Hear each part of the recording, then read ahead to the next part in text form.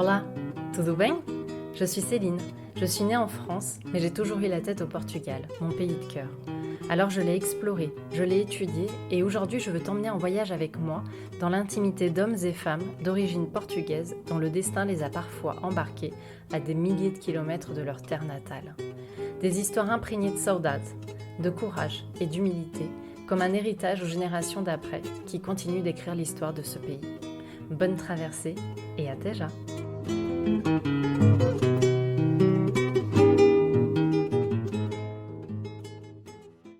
Pour ce nouvel épisode, j'ai eu le plaisir de recevoir Sandra à mon micro. Sandra da Costa, comme son nom l'indique, est portugaise. Elle est née au Portugal et a fait plusieurs allers-retours entre les deux pays avant que sa famille s'installe finalement en France. Mais le lien avec le Portugal ne s'est jamais détaché et comme beaucoup de familles immigrées, elle se souvient parfaitement de ses voyages interminables en voiture pour rejoindre Açuater au mois d'août. Cette respiration retrouvée pour son père après 11 mois de dur labeur en France et l'espoir de ne plus en repartir un jour. Sandra est la fondatrice de la marque Lusa Luso, qui propose un autre regard sur le Portugal à travers des objets d'artisanat portugais. Après un lancement en ligne, elle a pu installer sa sélection à Paris, dans une magnifique boutique dans le 11e arrondissement. Dans cet épisode, elle nous parle de son cheminement, de son amour pour la terre, de la rencontre avec son mari qui tombera amoureux du Portugal et de leur projet à Viana do Castelo. Je ne vous en dis pas plus et je vous laisse découvrir son récit.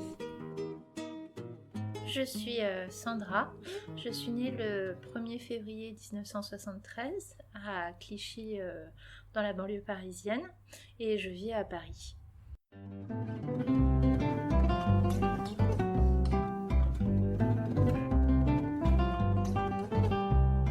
Je suis née de parents portugais qui ont émigré au début des années 70. Mon papa est arrivé en France, il avait 25 ans, après avoir fait son service militaire au Portugal.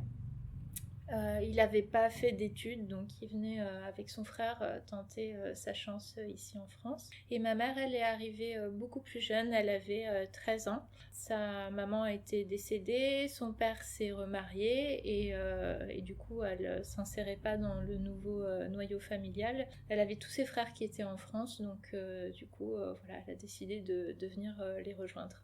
Donc voilà, deux parents portugais qui viennent de familles très différentes, socialement et voilà, ma mère vient de Soajo, qui est un petit village qui maintenant est très à la mode au Portugal, mais à l'époque c'était voilà, un village vraiment pauvre, reculé ou un peu coupé du monde. Et mon père vient de Viana do Castelo, d'une famille très implantée, une grande famille avec voilà, des gens connus localement, donc des backgrounds familiaux très très très différents.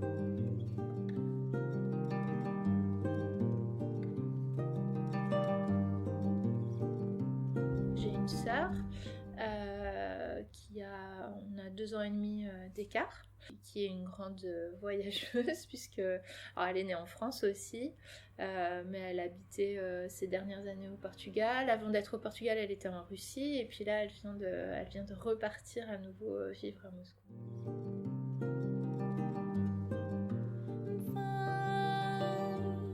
Mon père avait appris le métier de mécanicien tourneur chez son oncle au Portugal, donc en fait il est arrivé ici et il s'est consacré à ça. Donc il a trouvé une entreprise où il a travaillé quasiment pendant tout le temps où il était en France. Il a commencé vraiment au bas de l'échelle. Et puis mon père est quelqu'un de très perfectionniste, de super dédié à ce qu'il fait, donc il a monté progressivement les échelons. Et puis avant de quitter la France beaucoup plus tard, voilà, il dirigeait l'équipe de mécaniciens de tourneurs de l'entreprise où il avait démarré. Et ma mère, elle a d'abord gardé des enfants, après elle a aussi fait des ménages. Quand elle s'est mariée avec mon père, elle continuait les ménages, et puis après, au bout d'un certain temps, ils ont trouvé une loge de gardienne dans un immeuble à Levallois-Perret, et donc c'est elle qui s'occupait de l'immeuble. Intéressons-nous à cette communauté portugaise en France. C'est la première communauté étrangère. devant celle des Algériens, des Italiens et des Espagnols. Cela représente le tiers de l'ensemble des immigrés portugais dans le monde. Ils sont 900 000 Portugais en France, on les rencontre surtout dans les régions parisiennes, du Nord et du Rhône. Ils ont la réputation de s'adapter assez facilement à la vie en France. Ça ne les empêche pas d'avoir le mal du pays, un mal qui est en fait une grande qualité pourvu qu'on l'entretienne. Alors moi je suis née donc en 73. Je suis née à Clichy, là où habitaient mes parents, donc dans une chambre d'hôtel. Du coup c'était compliqué pour eux de me garder et de m'élever dans ces conditions-là. Donc mon père a convaincu ma mère, qui était pas très partante au départ, de m'envoyer au Portugal. C'est, je pense, quelque chose qui arrivait assez fréquemment à cette époque-là, parce que j'ai un cousin qui a vécu un petit peu la même histoire. Donc je suis partie vivre chez mes grands-parents à Viana, qui m'ont élevée avec les jeunes sœurs de mon père qui habitaient encore à la maison. Donc j'ai vécu de l'âge de 6 mois jusqu'à l'âge de 3 ans et demi, sachant qu'entre-temps, ma sœur était née et mes parents ont essayé de me faire revenir en France à l'âge de 2 ans et demi. Et ça s'est pas bien passé parce que je les connaissais pas en fait. Je les connaissais pas, il y avait donc ces deux personnes qui étaient mes parents et un bébé. Et donc visiblement... voilà, l'acclimatation s'est pas faite et mon grand-père me disait toujours que voilà, je voulais plus manger, je parlais plus, etc. Donc il est revenu me chercher. Après il y a eu un problème, mes parents pouvaient pas, s'imaginaient pas avoir une fille là-bas et puis l'autre ici. Donc ma mère a fait vraiment le forcing pour que je revienne et puis après il y avait pas le choix quoi, il fallait s'acclimater.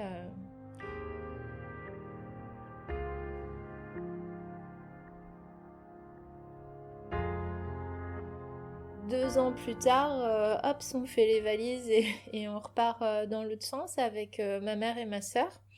L'idée, c'était qu'on reparte tous vivre au Portugal. C'était vraiment le rêve, je pense, surtout de mon père. Et voilà, il nous a envoyés en premier toutes les trois pour qu'on puisse commencer une année scolaire dans les clous. Et puis lui, il était censé, à un moment donné, venir nous rejoindre. Mais en fait, ça se passait bien pour lui dans son travail, donc il avait de plus en plus de responsabilités, il avait un meilleur salaire, donc il disait bon, on va attendre un petit peu, de mettre encore un peu plus d'argent de côté, etc. Passer ses week-ends à bricoler parce qu'il est super doué de ses mains, il sait tout faire. Donc il retapait, il faisait du bricolage pour plein de gens à gauche à droite, il retapait des appartements, etc. Donc en fait on l'a attendu pendant 3 ans et il n'est jamais venu. Donc au bout de 3 ans, on refait le chemin en sens inverse quoi, pour se retrouver tous les 4 ici.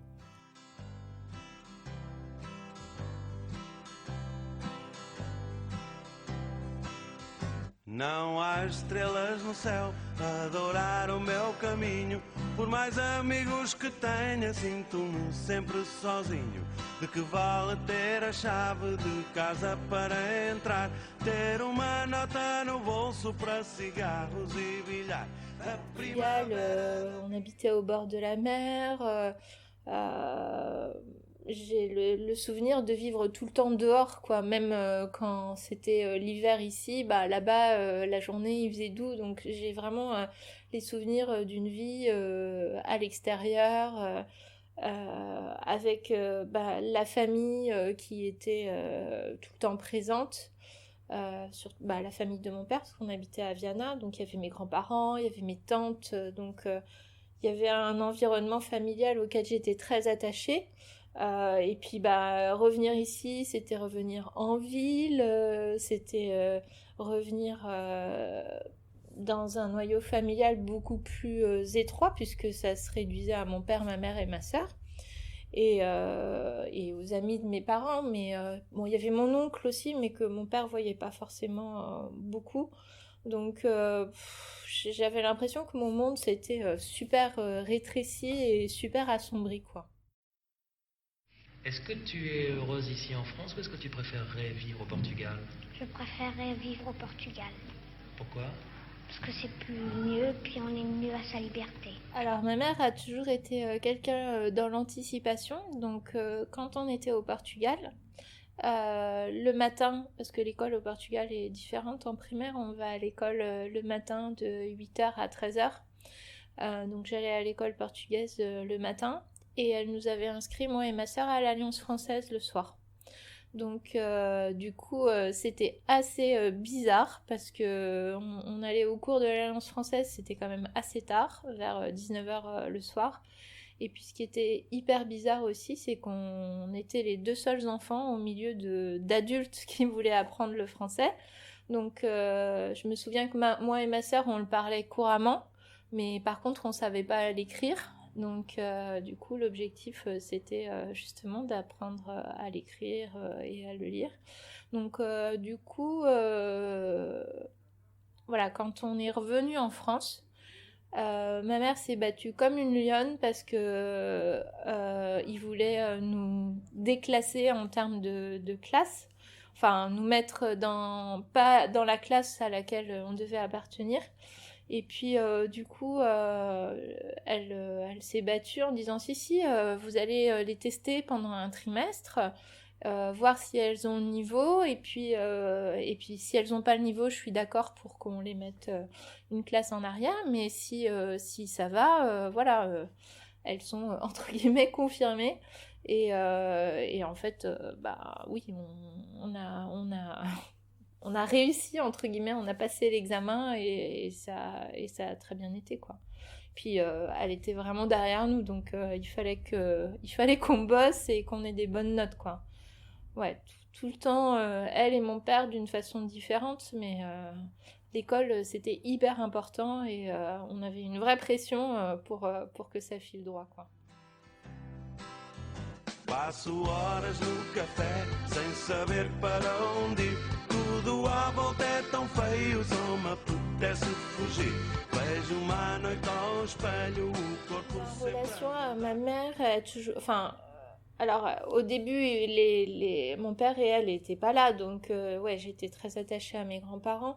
Mais après, le fait d'avoir vécu avec elle 3 ans au Portugal, ça a créé des liens forts. Même si c'était pas toujours facile, ma mère... mes deux parents sont des gens très exigeants. Donc du coup quand ça allait pas, voilà, on pouvait se prendre des sacrées soufflantes.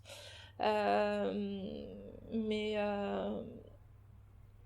j'ai toujours trouvée très courageuse et puis je voyais au Portugal, c'était pas facile parce que c'était pas sa ville, c'était pas sa famille, l'environnement c'était pas non plus ses amis, c'était les amis de mon père. Il fallait qu'elle se débrouille avec 2 enfants. En plus, pendant qu'on était là-bas, elle avait décidé de reprendre des cours du soir parce qu'elle avait arrêté l'école assez jeune et elle voulait absolument poursuivre son éducation. Donc je me souvenais le soir, voilà, elle nous faisait dîner et tous les soirs avec ma sœur derrière la fenêtre on la voyait qui partait faire ses cours du soir et nous on était mortes de trouille parce qu'on restait quand même toute seule à la maison. Donc on allait avant de se coucher regarder sous le lit pour voir s'il n'y avait pas de monstres, etc. Et puis après on se couchait toutes les deux et on sortait pas la tête de la couverture. Mais ouais, je la trouvais courageuse. Je me souviens aussi d'un épisode où un soir j'ai oublié de fermer un robinet. Je l'ai pas bien fermé et le matin l'appartement où on habitait était inondé, mais inondé quoi.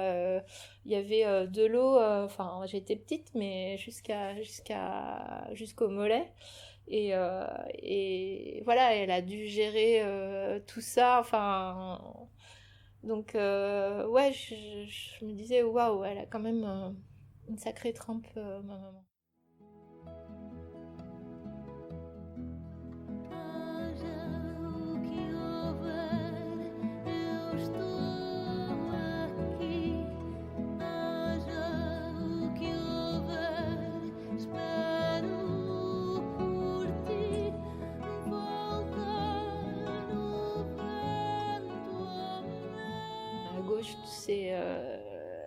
c'est les vacances au Portugal. C'est d'abord un long trajet en voiture.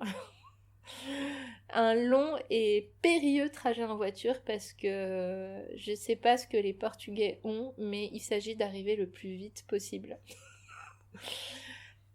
Mais à tel point qu'il est arrivé un épisode dans notre famille dont on parle aujourd'hui et on rigole, mais qui nous a pas fait rigoler à l'époque.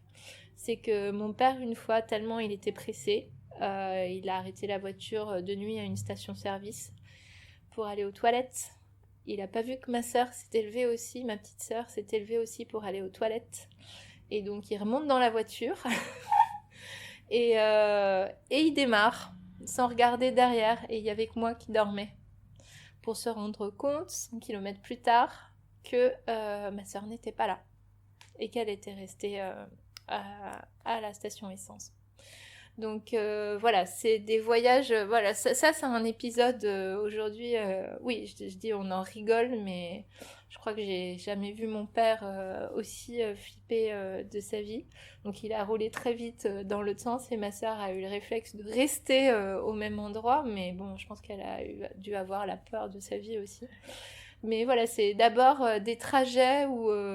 Quand mon père arrivait au Portugal, c'était presque Ayrton Senna. Cette fois-ci, j'ai fait la route en 13h53 donc c'était un truc de fou. L'autre truc aussi dans ces voyages, c'était que mon papa préparait des cassettes avec de la musique. Donc j'ai des chansons voilà, qu'on écoutait en boucle. Je pense au Modern Talking. Il y avait comme ça, il avait des Passions, Jodassin, Adamo, donc des chansons, quand je les écoute maintenant, ça me rappelle les voyages au Portugal. On n'avait pas de tablette, on n'avait pas tout ça. Moi en plus j'étais malade en voiture. Donc finalement la musique, c'était, on dormait et puis on écoutait les musiques et on chantait. Et puis après, le Portugal, c'était retrouver la famille, c'était le beau temps, c'était la plage, c'était des grands repas le dimanche qui duraient à l'infini. C'était que des belles choses, quoi, avec des parents qui toute l'année trimaient, faisaient attention à leurs sous, fallait pas dépenser plus, économiser, et puis l'été d'un seul coup on avait l'impression que enfin ils s'autorisaient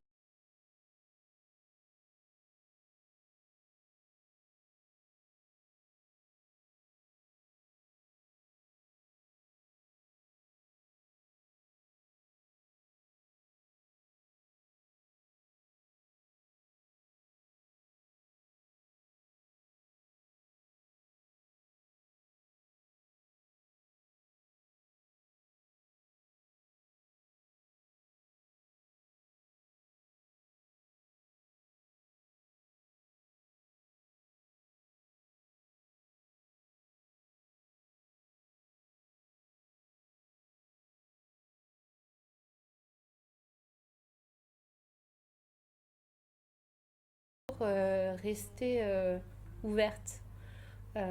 D'ailleurs, la preuve, c'est que mes parents ont fini par divorcer et que tout de suite après, voilà, mon père a tout quitté pour partir au Portugal et aller s'y installer. Donc, pour lui, voilà, son rêve, c'était de finir sa vie au Portugal. Pour ma mère, pas du tout. Donc, en fait, il y avait quand même deux conceptions de vie, d'avenir, de finir ses jours qui étaient fondamentalement différentes. Donc ma mère, elle était plutôt à fond dans on s'intègre en France, on est en France. C'était de vivre comme une Française, enfin, et voilà, de faire en sorte qu'on se sente française, moi et ma sœur. Surtout que voilà, on était nés ici, on avait la nationalité française, donc voilà, elle voulait qu'on soit parfaitement intégrés. Donc c'était deux conceptions différentes qui, au-delà des problématiques de couple, je pense, ont fait que ça pouvait pas forcément. Enfin, mes parents, à un moment donné, leur chemin allait prendre des routes divergentes.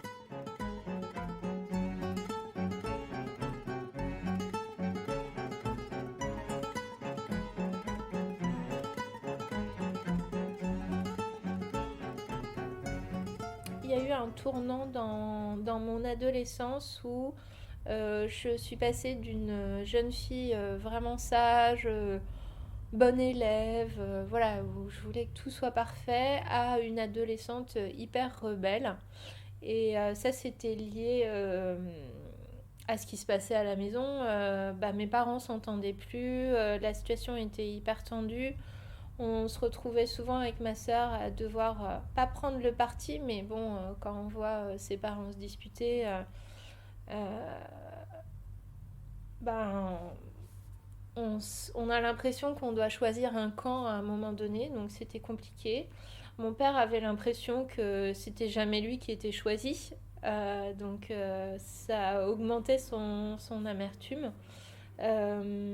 Et du coup, je pense que voilà, je suis devenue une adolescente un peu rebelle pour quelque part, c'était une façon de détourner l'attention de mes parents, de se concentrer sur moi plutôt que de se concentrer sur eux et leurs disputes. Bon, c'était pas forcément la meilleure façon, donc j'ai fait quand même pas mal de bêtises.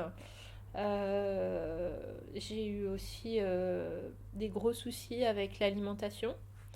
À l'âge de 16 ans, j'étais quand même assez jeune. Je suis partie pour une famille pour qui je faisais du babysitting. Je suis partie au Maroc un mois et pour garder des enfants en bas âge. Et franchement, je pense que j'étais beaucoup trop jeune pour ça. Et en plus, j'étais pas bien parce que la situation à la maison était compliquée. Donc pendant un mois, j'étais dans une villa incroyable où il y avait de la nourriture partout. Et du coup, je me suis gavée de toutes les pâtisseries marocaines parce que je me sentais extrêmement seule. Et puis, voilà, c'était une expérience assez compliquée. Et donc, je me rappelle de la tête de mes parents quand ils m'ont vu revenir un mois après à l'aéroport. J'avais pas doublé de volume, mais j'avais quand même énormément grossi. Donc, ils s'attendaient pas du tout à ça. Bon voilà, j'ai eu quelques gros soucis quand même avec la nourriture et voilà, tout ce que je pouvais utiliser pour qu'ils s'occupent de moi et qu'ils soient moins focalisés sur leurs problèmes, j'y allais quoi, joyeusement.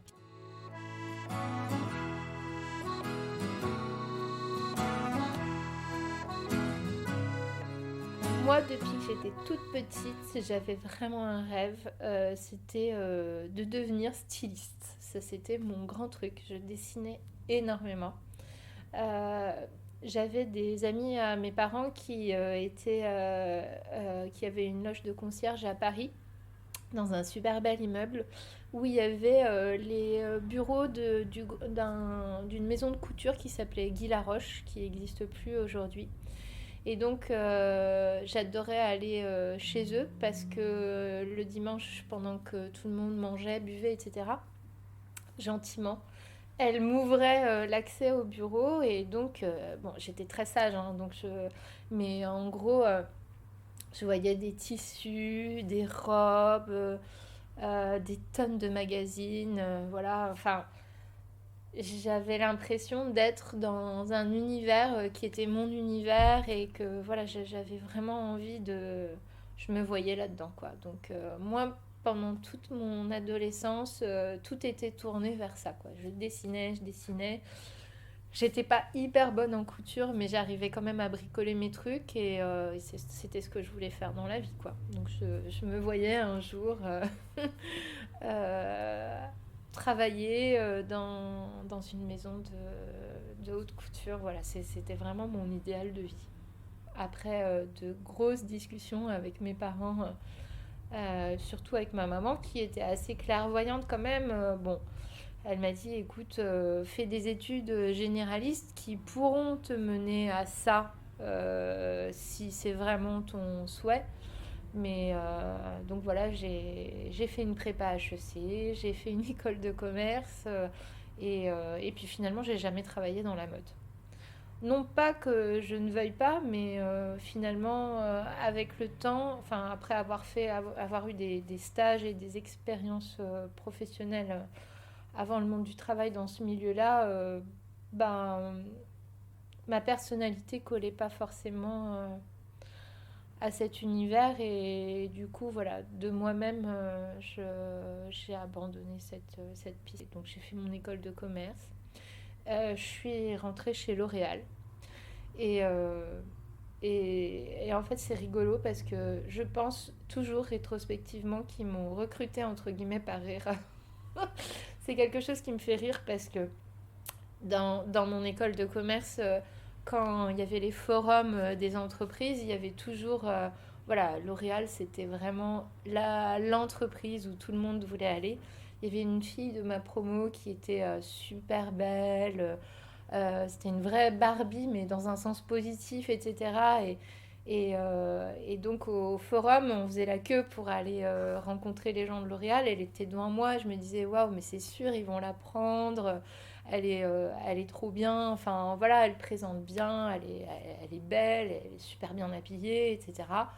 Et puis moi, j'étais derrière. Et comme j'avais un nom composé, je me suis dit, ils ont dû penser que j'étais une noble portugaise parce que je m'appelais Sandra da Costa Lopes.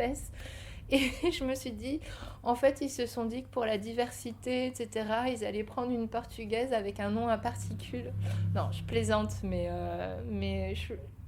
voilà, je pense que j'ai été la première surprise parce que moi, je me voyais pas correspondre au profil de cette entreprise.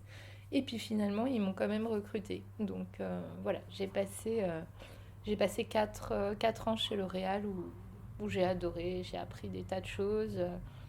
Voilà. Après, je suis sortie lessivée aussi de cette expérience professionnelle avec un problème de santé que j'ai toujours aujourd'hui. Et du coup, voilà, j'ai quitté L'Oréal pour aller prendre un congé sabbatique d'1 an.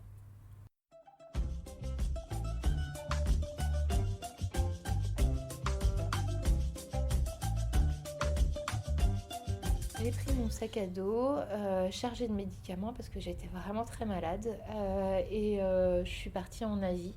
Je voulais, voilà, je voulais commencer par l'Asie, après faire l'Amérique du Sud, etc. Ce qui a été extrêmement compliqué en fait, c'est que j'ai démissionné de L'Oréal et 15 jours après, mon père a eu un très grave accident. Euh, dont il a toujours les séquelles aujourd'hui. Donc on a vraiment eu très peur pour lui et du coup je me suis demandé mais qu'est-ce que je fais. J'avais vraiment préparé ce voyage, ça me tenait hyper à cœur, c'était très important pour moi et puis lui il a cet accident et je me dis mais je peux pas partir, je peux pas le laisser comme ça et tout ça et puis bon finalement il m'a dit si vas-y ça va aller etc. Donc je suis partie. Mais je pense quand même, voilà, je suis pas allée, je devais partir 1 an et puis finalement je suis partie 7 mois parce que je me disais il faut quand même revenir, tu peux pas. Enfin, j'avais l'impression de me faire plaisir égoïstement et voilà. Donc, mais en tout cas, je suis allée en Chine où j'ai eu des aventures, enfin, qui me font toujours sourire aujourd'hui. C'était une expérience incroyable. Au Vietnam, en Indonésie, en Australie, enfin voilà. C'est une belle parenthèse et une chouette expérience. Je suis revenue, c'était une époque où le marché du travail, après une grosse crise, était reparti à fond. Et puis bon, ben, en fait, hier comme aujourd'hui, je pense, quand on a une carte visite L'Oréal, ça ouvre quand même pas mal de portes. Donc j'ai retrouvé du travail rapidement. Et finalement, je suis revenue dans l'univers du textile, mais dans la lingerie. Donc j'ai travaillé pour la société DIM qui avait de nombreuses marques. Et moi, j'ai été longtemps sur la marque Playtex. Faltam palavras para a loucura do momento. Alguém mentiu no juramento, alguém nos trouxe este pesar. Aldeias pratas pela porta do jumento. Já não temos muito tempo e ainda havemos de dançar. Nicolas est arrivé dans ma vie à un moment assez particulier parce que donc quand j'étais chez DIM, j'avais fait un voyage au Brésil en famille d'ailleurs avec mon père, ma soeur et son petit ami et je m'étais pris de passion pour le Brésil. On avait passé 3 semaines en famille au Brésil et j'avais adoré. On était allé dans le nord-est à Salvador de Bahia. Et du coup, après ce premier voyage au Brésil, j'en ai fait de nombreux autres. Et je voulais aller ouvrir un commerce de jus de fruits au Brésil, à Salvador. J'avais déjà repéré la maison où j'habiterais, etc. Donc, voilà, c'était un moment où j'avais envie déjà de me lancer dans l'entrepreneuriat, mais aussi voilà, de faire autre chose de ma vie que de continuer dans l'univers du marketing. Et puis, voilà, c'est à ce moment-là assez particulier où je m'apprêtais, enfin dans ma tête, j'étais prête à partir, où j'ai rencontré mon mari et ça a mis une fin claire et nette à mes projets de jus de fruits brésiliens. Et au bout de 3 ans, voilà, j'étais enceinte de Ilena. Et 15 mois plus tard arrivait Lucas. Ils sont arrivés de façon très, très, très rapprochée.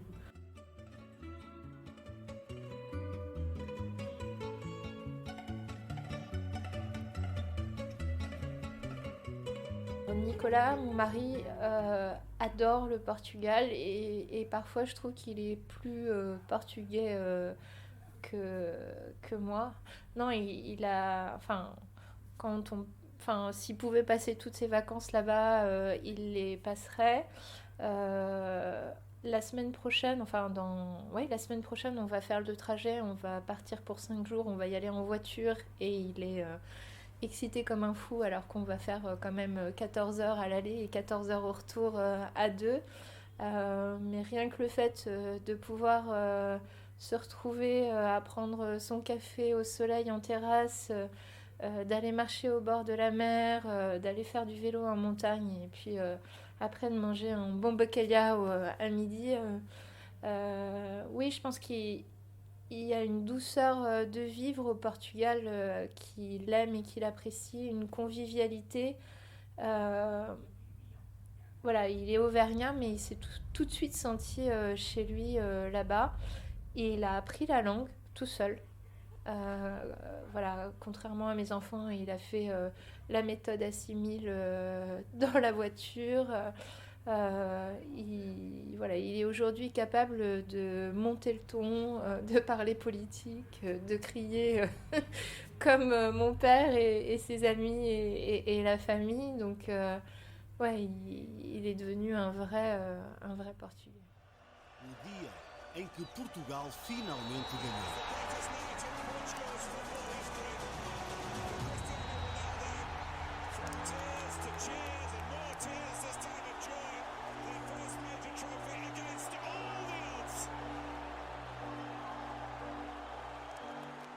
E depois foi quando eu levantei a taça. Foi o maior momento da minha carreira aqui na seleção e possivelmente da minha carreira desportiva. Entramos na história de Portugal, foi um momento único na minha vida. J'ai pas été la meilleure mère sur ce sujet dans le sens où, voilà, contrairement à dans d'autres familles, j'ai pas parlé le portugais à mes enfants quand ils étaient tout petits. Et c'est pas forcément voilà, notre langue de communication. C'est pas des bonnes excuses, mais je l'ai pas fait. Mais du coup, voilà, pour moi, c'est quand même hyper important qu'ils connaissent et qu'ils apprennent cette langue. Donc, pour l'instant, c'est une démarche un peu forcée que je leur impose. Donc, depuis qu'ils sont en primaire, ils avaient cours de portugais le mercredi. Puis maintenant, ils sont au collège et ils sont en section internationale de portugais. Donc, ils font entre 6 et 8 heures de portugais par semaine. Ce qui, moi, me permet d'ailleurs de réviser l'histoire géo du Portugal. Donc, voilà, pour l'instant, on est dans une démarche voilà, où je les pousse à découvrir leur pays. Après, quand on est au Portugal, j'essaye voilà, de partager mes souvenirs avec eux. Et Nicolas est très aidant aussi là-dessus, parce qu'il voit que leur père parle portugais, qu'il a des discussions, qu'il est complètement autonome, etc. Et ça, je pense que c'est un gros stimulant aussi pour leur inculquer la langue et cet amour qu'on a en commun tous les deux pour mon pays. Donc, mais voilà, il y a encore du travail à faire et je pense qu'en gagnant en maturité, ils vont comprendre la chance et la richesse que c'est d'avoir une double culture.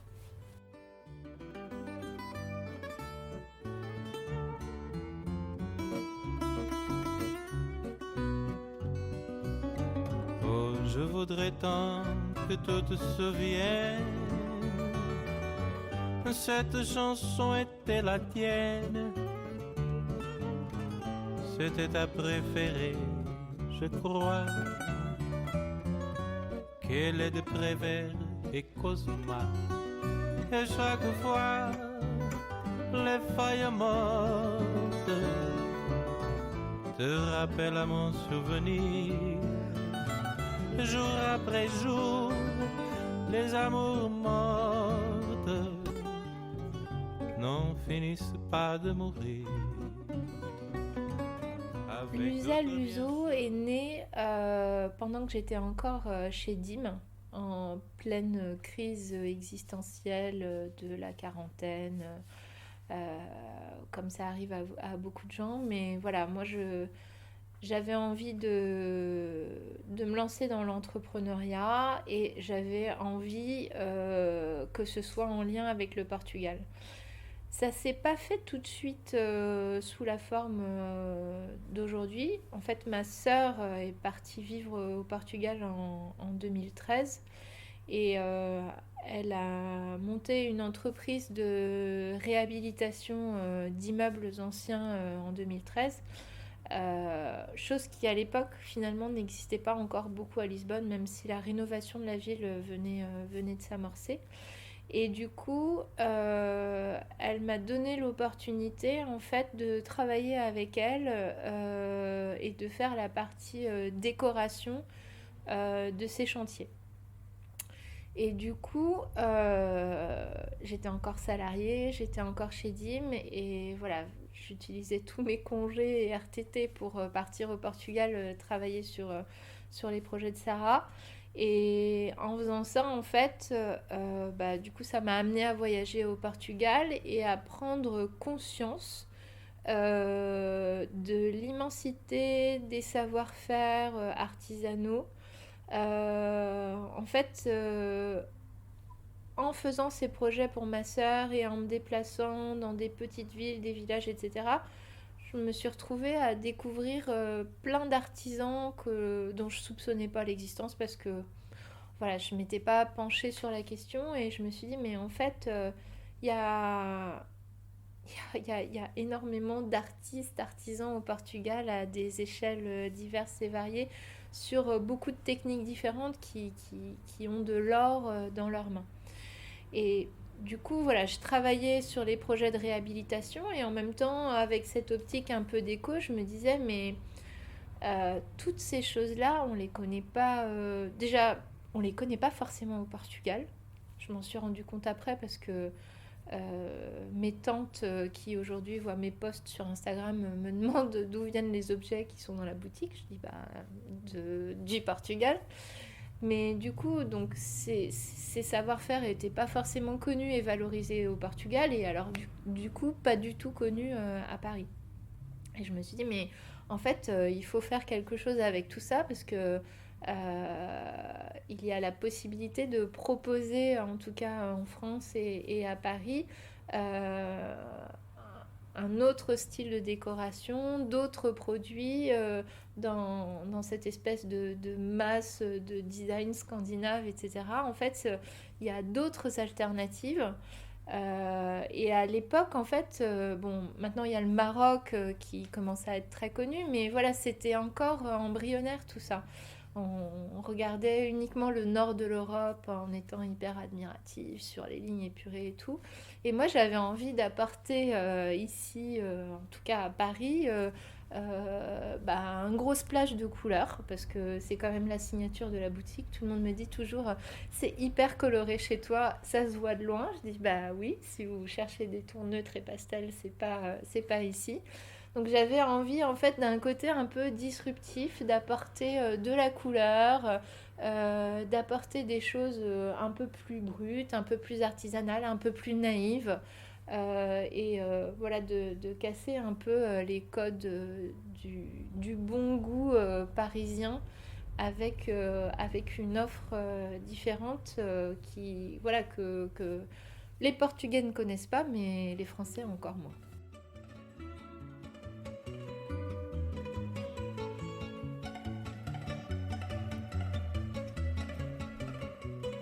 J'ai commencé par créer une boutique en ligne voilà, avec un petit assortiment que j'avais sélectionné. Et puis, bon, je suis quand même pas la reine du web, faut le dire. Donc du coup, en fait, très rapidement, je me suis retrouvée à faire des pop-up stores, à monter et démonter finalement des magasins éphémères à Paris, mais aussi à Lyon, où on a pu se rencontrer. Et en fait, je pense que profondément, j'aime... Enfin voilà, Internet, c'est super, mais avec des objets comme ça, qui sont pas connus et tout, ils ont besoin d'être expliqués, ils ont besoin d'être racontés. Et je trouve que voilà, le fait d'avoir tourné dans Paris avec plein de pop-up stores, ça m'a fait rencontrer beaucoup de gens qui aujourd'hui continuent à venir à la boutique, même s'ils sont pas du tout du 11e. Voilà, ça a créé un lien.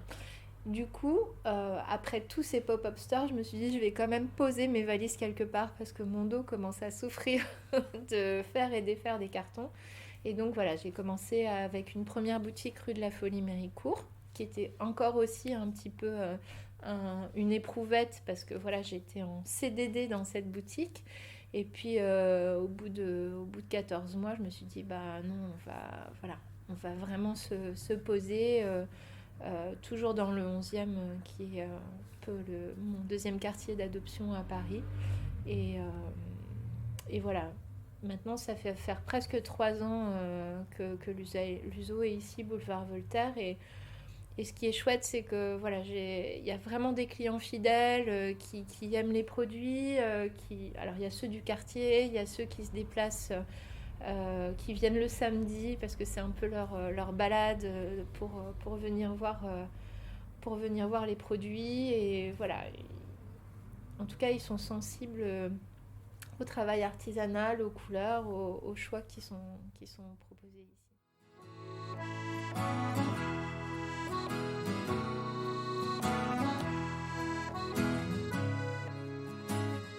Avant le Covid, donc j'allais énormément au Portugal et du coup, pour moi, je mettais un point d'honneur à aller rencontrer les artisans. Donc, c'est des gens que je connaissais personnellement, pour certains avec qui j'ai créé des vrais liens d'amitié.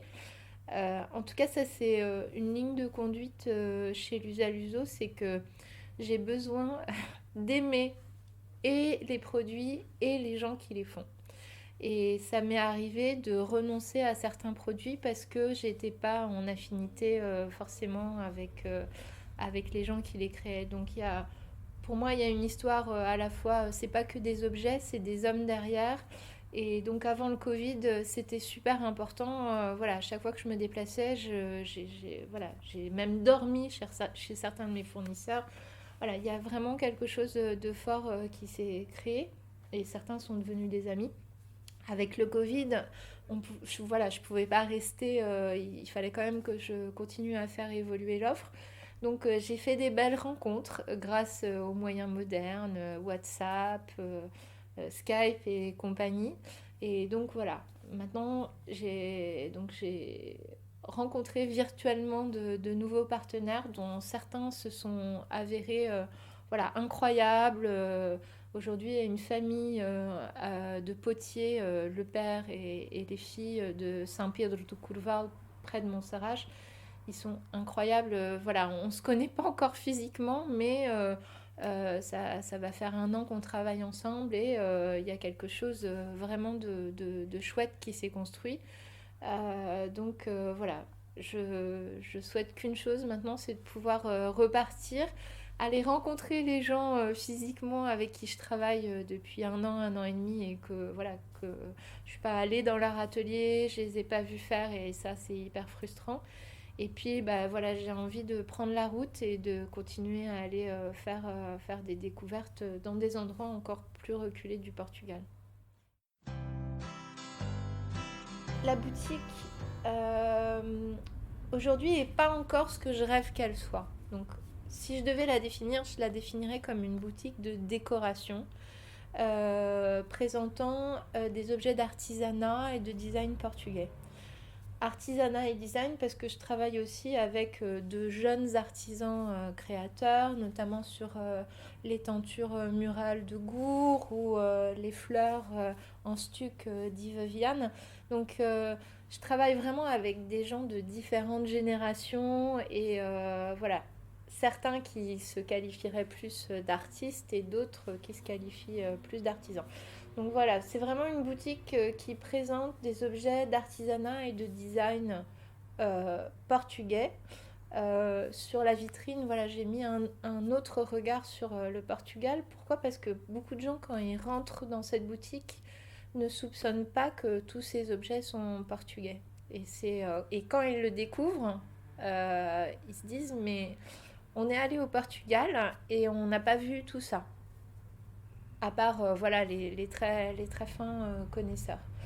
Donc maintenant, voilà, je dirais qu'elle n'est pas encore achevée dans le sens que j'aimerais, parce que quand on dit décoration, moi j'aimerais présenter des luminaires, j'aimerais présenter des meubles, etc. Donc c'est encore voilà, un projet qui doit évoluer et prendre une dimension un peu plus volumineuse aussi au niveau des objets.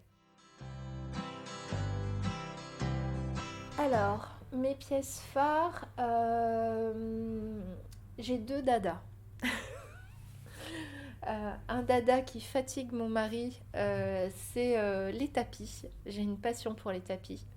Donc j'ai beaucoup de fournisseurs de tapis. Je fais travailler des femmes dans la région de Viana qui tissent les tapis pour la boutique. Donc on s'est beaucoup perdu avec Nicolas pour aller rencontrer ces femmes, à faire des tours, etc. Donc pour aller les rencontrer chez elles, parce que c'est des femmes qui ont des métiers à tisser dans leur garage à la maison, dans des villages très reculés. Donc j'ai fait faire à mon mari des kilomètres parfois pour aller voir des tisserandes dans la vaste région de Viana. Donc mais bon, j'ai beau avoir mes tisserandes, quand je suis au Portugal, je cherche toujours des tapis. Donc je fail, voilà, c'est mon truc. Donc j'ai un transporteur qui m'apporte les tapis, mais moi on va en ramener plein dans la voiture quand même, parce que je trouve que celui-là est trop beau et le mélange de couleurs, voilà. Donc ça c'est un gros sujet de moquerie à la maison, Sandra et ses tapis. Et puis après, forcément la céramique. Moi en fait, la céramique c'est un rêve pour moi d'ailleurs. Je voudrais devenir céramiste, céramiste ou potière, peu importe, parce que finalement c'est la même chose avec des mots qui ont des connotations un peu différentes, mais ouais, j'ai une passion pour la céramique. Je suis fascinée par le tour de potier, par les gestes des mains qui font naître des vases, des bols, etc. Donc ouais, voilà, maintenant je m'y suis mise moi-même, mais je suis hyper sensible à ça. Donc, alors, je travaille avec des potiers dans le sens où c'est un petit peu, entre guillemets, moins noble. C'est des potiers, finalement la poterie ça existe depuis l'Antiquité. Et c'est juste qu'aujourd'hui, les objets qui à la base étaient des objets utilitaires, ici à Paris, ils peuvent toujours être utilisés en objets utilitaires, mais les gens finalement, j'ai plein de pichets, sont détournés en vase ou dans d'autres choses. Et puis je travaille avec 2 céramistes que j'aime énormément. Une qui maintenant est hyper connue au Portugal, qui s'appelle Ana Westerdon. Son nom ne le dit pas, mais elle est portugaise.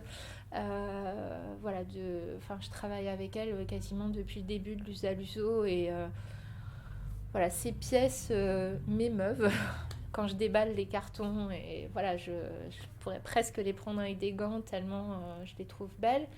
Et puis je travaille avec une autre jeune céramiste moins connue, mais voilà, dont le travail me touche beaucoup. Donc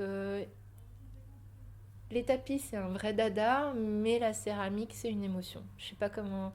En fait, si on me donne de l'argent, j'irai pas m'acheter un diamant, j'irai pas m'acheter un sac ou quoi que ce soit. Je pourrais mettre beaucoup d'argent dans une très belle pièce de céramique. Por esse amor, meu Deus, eu faço tudo. Declamo os poemas mais lindos do universo. J'espère qu'on va tourner la page du Covid, parce que ça a été quand même un moment compliqué. Mais voilà, l'idée c'est de pérenniser l'usaluso. J'aimerais pouvoir accueillir encore plus d'artisans et d'artistes ici, des illustrateurs, pourquoi pas des peintres. J'aimerais aussi avoir du mobilier, des luminaires. J'aimerais vraiment que l'usaluso soit la plus belle vitrine de la décoration du Portugal à Paris. Franchement, ça me tient à cœur. Après, je voudrais faire voyager l'usaluso. Ça, c'est quelque chose que j'ai en tête depuis le début. C'est-à-dire que bon, il y a cette boutique physique à Paris, mais finalement, je suis prête à reprendre mes cartons et mes valises. J'aimerais bien maintenant emmener l'usaluso sur la côte atlantique, à Lyon, à Marseille, à Lille. J'aimerais déjà faire voyager l'usaluso en France, mais après, j'aimerais aussi faire voyager l'usaluso en Europe. Et là, j'ai un projet avec une boutique espagnole qui serait, c'est quelqu'un qui partage la même philosophie que moi, la même passion pour l'artisanat dans ce contexte-là espagnol. Et voilà, j'aimerais présenter sa sélection ici à Paris, dans la boutique l'usaluso, et que l'usaluso aille aussi se faire connaître à Madrid. Et après l'Espagne, voyager dans d'autres villes. Je pense à la Grèce, à la Turquie. Et puis, ce qui serait le défi ultime, c'est la reconnaissance en Europe du Nord. J'adorerais aller à Copenhague et avoir une boutique l'usaluso à Copenhague éphémère. Ça serait super chouette, quoi. Ça, c'est pour les projets. J'aimerais vraiment pérenniser, faire grandir et donner toutes ces lettres de noblesse vraiment à ce patrimoine qui, moi, me tient beaucoup à cœur. Et puis, quand tout ça sera terminé, moi, je me vois, mon rêve, c'est de vivre au Portugal, d'être à moitié agricultrice et le reste du temps céramiste et tisserande. Voilà, moi, j'avais aussi quelque chose que j'ai pas encore pu mettre en œuvre sur l'usaluso, c'est que ces savoir-faire, pour nombre d'entre eux, vont disparaître. Parce que c'est des personnes âgées qui les détiennent. Et la jeune génération valorise pas forcément ça à sa juste valeur, a pas l'impression de gagner suffisamment d'argent avec tout ça. Donc moi, j'adorerais passer ma vie chez les artisans, enfin chez ceux avec qui je travaille, voir leurs gestes, les filmer. J'aimerais bien faire un travail de collecte de ce savoir-faire pour en garder une trace après. Pour qu'un jour, peut-être, si les jeunes Portugais se réintéressent à ça, qu'ils aient un matériel pour pouvoir faire renaître ces savoir-faire d'une autre façon, sans doute plus contemporaine, mais voilà, j'aimerais vraiment faire un travail de collecte et de mémoire et moi-même apprendre à faire ça. Pas pour produire, mais pour connaître ces gestes. Et la terre, elle est vraiment le reflet de toutes nos émotions. Quand je vais faire de la céramique et que je suis pas bien, et la terre, elle m'obéit pas, quoi. Tu vois, et tout ce qui sort, c'est mauvais. Quand je suis bien, c'est magique, tu vois. Et c'est incroyable, je trouve, cette relation que tu peux avoir avec une matière vivante, au même titre que j'imagine un menuisier avec du bois ou une tisserande avec du fil. Voilà, on a été très habitués à faire travailler notre cerveau et plus nos mains. Et nos mains, elles sont porteuses de nous, quoi. Elles sont porteuses de cette partie des émotions. Elles traduisent tout ce qu'on est, tout ce qu'on sent à l'intérieur.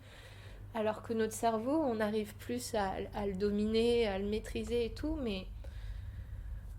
Mais les mains, c'est un truc... voilà. Et tous ces gens, ce qu'ils ont en commun, c'est qu'ils travaillent avec leurs mains. Et tu peux pas travailler avec tes mains si tu aimes pas ce que tu fais. Tu peux travailler avec ton cerveau si tu aimes pas ce que tu fais, mais tu peux pas travailler avec tes mains. Ça, j'en suis persuadée maintenant. Et donc, voilà, je sais que tout ce qu'il y a ici, les gens, ils l'ont fait avec une forme d'amour et de passion. Et j'espère que les gens le sentent quand ils viennent regarder, toucher ou même emmener un objet avec eux. J'espère qu'ils sentent ça. C'est pas lambda, quoi. C'est pas un truc fait à la chaîne, il y a quelque chose derrière. Il y a quelque chose d'eux qui est là. Donc c'est des objets, mais ils portent des traces de ce que sont les personnes derrière. Et bon, bah... Voilà, moi du coup, je me sens bien quand je suis là. Que minha alma nasceu para ti. Será preciso milagre para que o meu coração se alegre. Juro, não vou desistir, faça chuva ou faça sol, porque eu preciso de ti para seguir. Alors, mes lieux ressources, il y a forcément des lieux ressources à Viana. Donc, le rituel que j'ai, c'est d'aller marcher vraiment sur toute la promenade au bord de mer. J'adore me lever tôt et de marcher d'abord complètement dans le brouillard. Et puis après, ce brouillard se dissipe petit à petit. La lumière arrive, tu vois la mer, tu sens les odeurs. Voilà, je peux marcher 1h30, 2h le matin et quand je rentre, je suis crevée, mais j'ai l'impression d'avoir été lavée de tout et je me sens juste bien. C'est mieux qu'une séance de méditation.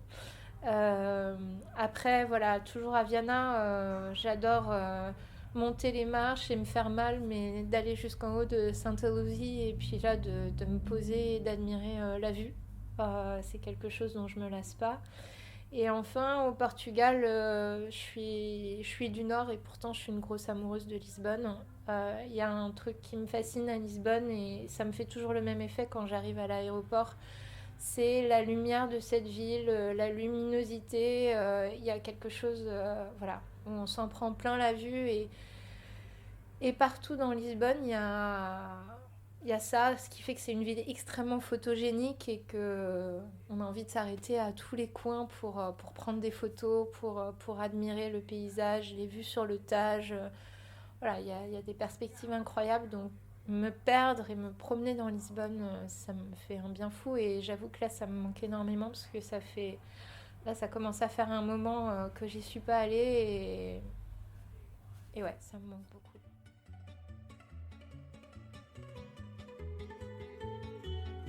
Partamos de flor ao peito, que o amor é como vento, quem para perde o jeito e morre a todo momento. Se o meu sangue não me engana, como engana a fantasia, levemos de ir a Viana, oh meu amor de algum dia, oh meu amor.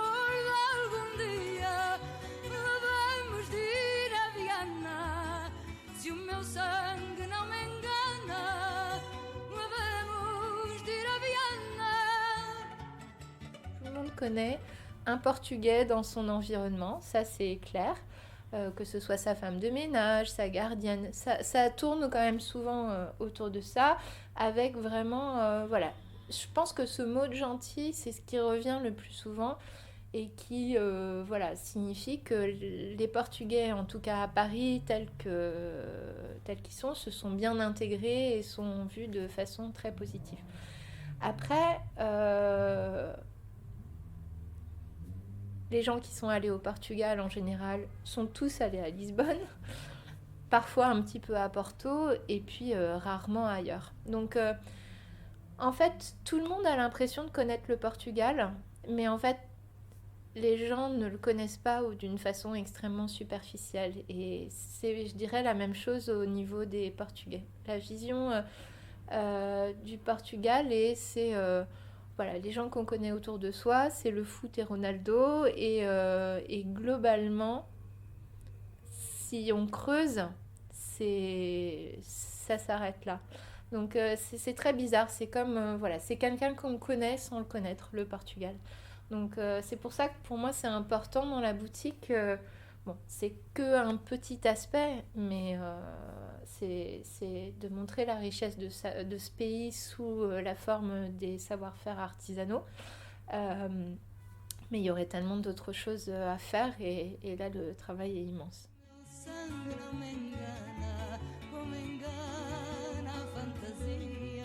Si tu me demandes si je me sens portugaise ou française, je suis née en France et j'ai la double nationalité, je me sens portugaise. Et c'est rigolo parce que, en fait, j'ai l'impression que ma partie rationnelle est française dans ma façon de raisonner, dans certains traits de caractère aussi pas toujours louables, d'être pressée, d'être speed, etc.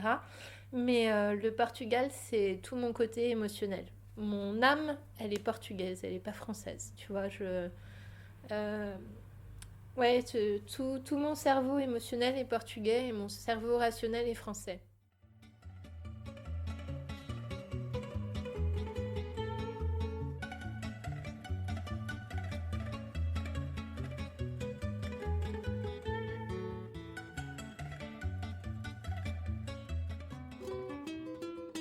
Merci Sandra de t'être confiée à moi et surtout de m'avoir fait confiance dès le début avec ce projet. Je ne vous ai pas raconté notre rencontre à Lyon lors d'un salon autour de l'art de vivre et de la décoration. J'avais vu sur le plan qu'il y avait un stand d'artisanat portugais. J'étais si contente que l'on expose ce pays que j'aime tant. J'ai eu un véritable coup de cœur pour son travail, sa démarche et sa personnalité. Elle est de ces personnes que l'on voit peu mais que l'on aime tant. Je ne saurais vous expliquer, tant c'est inexplicable. Alors en imaginant Agosto, j'ai souvent pensé à elle et à comment réussir à mettre en valeur notre pays et notre culture comme elle le fait si bien. Alors encore une fois, merci Sandra d'avoir accepté de raconter ton histoire, entre rire et larmes, tant notre petit Portugal nous habite. Si vous souhaitez en savoir plus sur l'aventure Agosto, rendez-vous sur Instagram pour découvrir les coulisses des enregistrements et échanger ensemble sur l'épisode. Pour aller plus loin, vous pouvez aussi vous inscrire à la newsletter d'Agosto, un concentré de mes réflexions, de mes découvertes et des bons plans que l'on ne trouve pas dans les guides. Toutes les références des musiques que vous avez pu entendre sont sur les informations de l'épisode. D'ailleurs, si vous avez aimé l'épisode, n'oubliez pas d'en parler autour de vous, de partager, de commenter et d'ajouter 5 étoiles sur votre plateforme d'écoute préférée. À tes brèves!